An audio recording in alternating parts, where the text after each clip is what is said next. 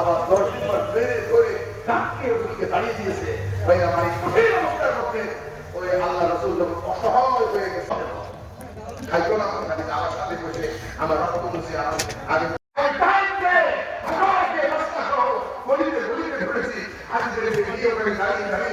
সেই স্মৃতিগুলো জায়গার মধ্যে মুক্তিও করেছে। যখন জায়গাটা হলে এই পথ দিয়ে যেদিন আল্লাহ রাসূলকে ভাঙতে বের করেছে, পাথর বের হয়ে গেছে, পাথর বের বিশেষ করে পায়ের ফাইনাল বানিয়ে দেবেন আপনার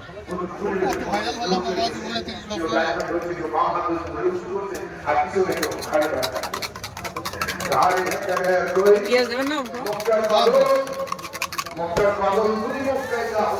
আমাদের তোমার জায়গা হবে না, তোমার ধর্মদ্রোহিকা রাষ্ট্রদ্রোহিকা এই আমাদের পাহাড়ের উপরে রাস্তা এয়ার কন্ডিশনের দাঁড়িয়ে গেলে তার যদি চাকলা খোলা হয় মুখ করে যায় কিছুটা ভালো লাগা আবহাওয়া দিকে পাহাড়ের উপরে রাস্তা আমার হাঁটতে হাঁটতে গেলে 70 মাইল আর এখনকার 120 কিলোমিটারের মতো রাস্তা।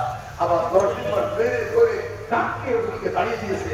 ভাই আমার এই কঠিন অবস্থার মধ্যে ওই আল্লাহ রাসূল যখন অসহায় হয়ে গেছে, কিন্তু এই যে মারা ধরা হচ্ছে শিয়া রামজানের মধ্যে 3 বছর ওনাকে আটকায় রাখতেন।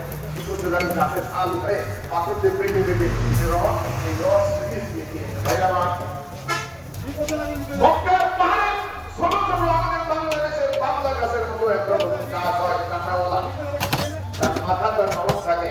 ওই নরম ডালগুলা আল্লাহ নবী মুখের মধ্যে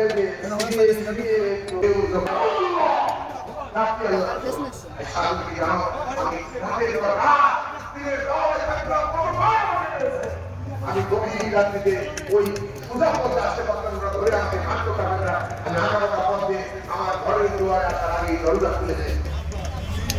আমি জিজ্ঞেস করতাম আপনি আল্লাহ দাওয়াতে গেছেন, আপনি একটু নিষ্ঠুর যে আমি আপনাকে রেখে ঘুমাই করবো, আল্লাহর কাছে কি জবাব দেবো? খাইতো না আমি আমার সাথে বসে আমার রক্ত মুছে আগে পানি দিয়ে সমস্ত ধুয়ে মুছে পরিষ্কার করে আমার সাথে বসে এক মিনিটে বসে গেল। আমি খালি যা কথা বলতে পারি না। রান্না করতে